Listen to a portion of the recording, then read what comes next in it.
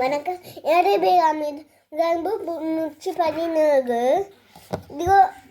இது ஒரு டாக்டர் தந்தவர். இந்த தம்பிக்கு எடுக்கிற டாக்டர். இந்த தம்பிக்கு பார்த்து போகிற புத்தகம். இது அந்த கட்டுரை காட்டுற ஆக்க இருக்கணும்.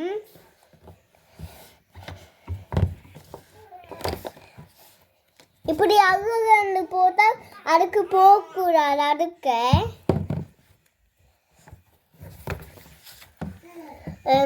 பொது நிறமா சிவப்பு நிறத்தை சொல்கிறேன். இதாக வேலை செய்யணும்.